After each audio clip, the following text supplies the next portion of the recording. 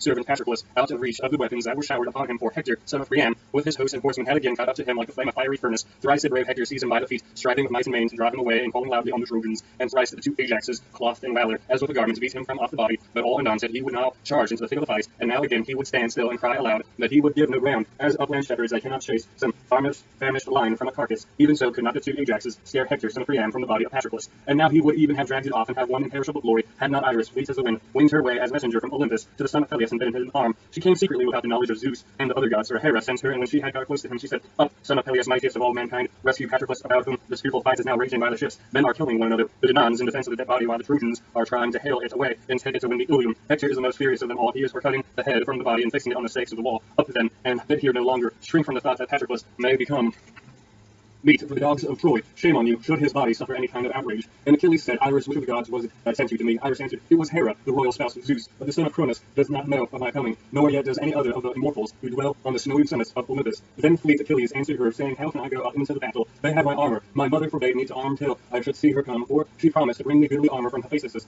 I know no man whose arms I can put on, save only the shield of Ajax, son of Telamon, and he surely must be fighting in the front rank and wielding spear about the body of dead Patroclus."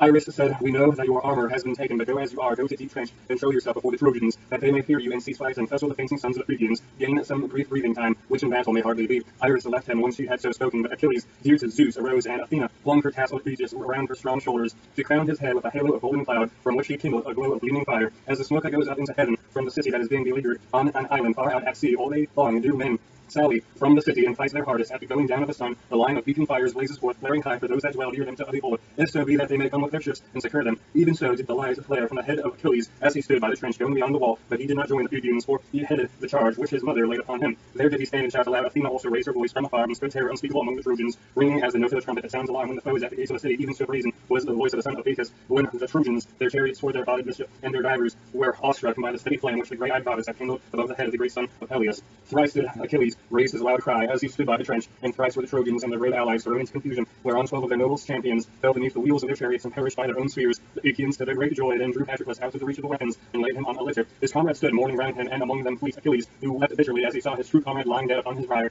He had sent him out with horses and chariots into battle, but his return was not so welcome. Then Hera sent the busy sun, loath though he was, into the waters of Oceanus. So he said, and the Phaeacians had rest from the tug and turmoil of the war.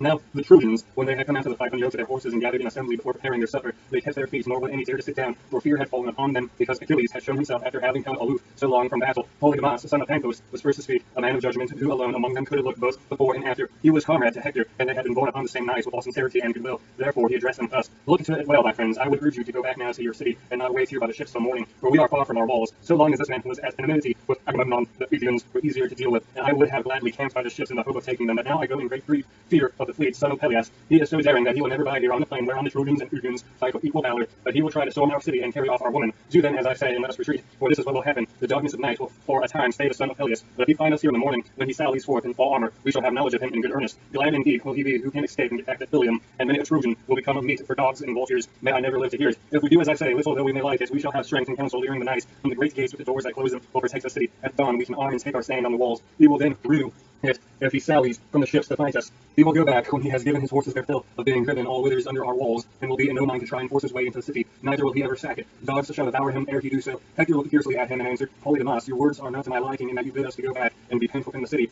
Have you had enough of being cooped up behind the walls? In the old days, the city of Priam was famous the whole world over for its wealth of gold and bronze, but our treasures are wasted out of our houses, and much goods have been sold away to Phaeacia and Thermionia, for the hand of Zeus has been laid heavily upon us. Now therefore the son of scheming Cronus has vouchsafed me to win glory here and to hand the Phaeacians in their ships. Prate no more in this fool's wise among the people. You will have no man with you. It shall not be. Do all of you as I now say. Take your suppers in your companies throughout the host, and keep your watches, and be wakeful every man of you. If any Trojan is uneasy about his possessions, let him gather them and give them out among the people. Better let it be rather than the Phrygians have them. At daybreak we will arm and fight about the ships. Granted that Achilles has again come forward to defend them. Let it be as he will, but it shall go hard with him. I shall not shun him that will fight him to fall or conquer. The god of war deals out like measure to all, and the slayer may yet be slain."